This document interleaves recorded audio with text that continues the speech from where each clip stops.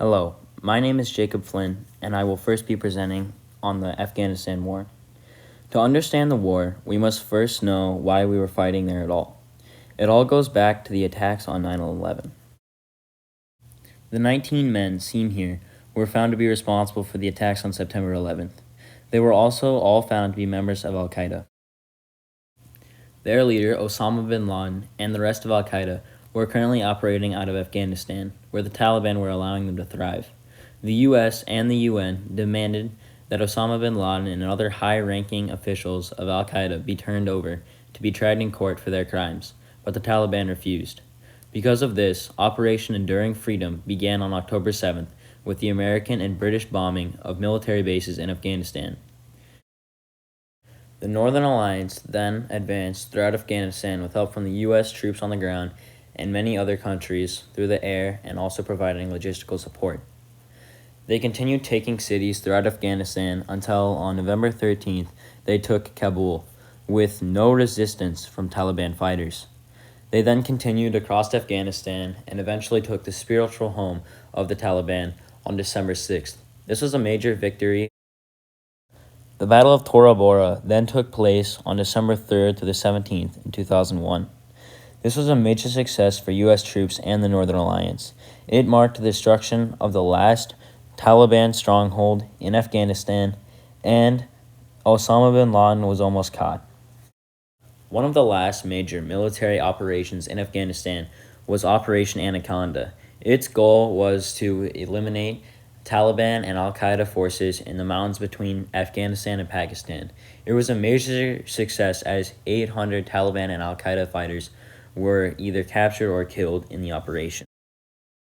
The U.S. caught a big break when they found one of the men transporting Osama bin Laden and tracked him back to a safe house in Abbottabad, Pakistan. Then they conducted a raid on May 2nd, 2011, and Osama bin Laden was killed in this raid. After Osama bin Laden was killed, the major focus turned to rebuilding Afghanistan. On December 31st, 2014, Operation Enduring Freedom would end and a new operation would take its place, Operation Freedom Sentinel. This would focus on rebuilding Afghanistan and its government, although minor fighting would continue on the outskirts of Afghanistan. All three of these men pledged to end the conflict in Afghanistan, and it was finally completed under President Joe Biden. Joe Biden announced that he wanted to have all U.S. personnel out of Afghanistan on September 11th, 2021.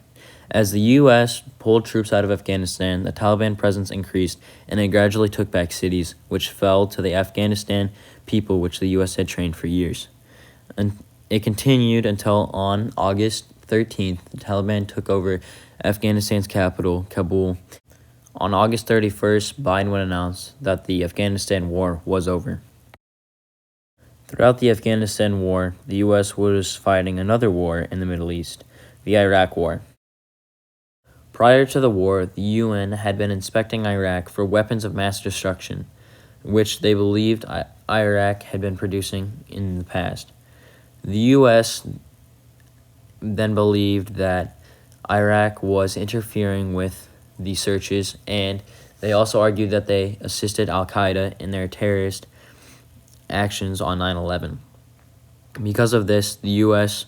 gave Saddam Hussein 48 hours to leave Iraq and to surrender to the U.S. government.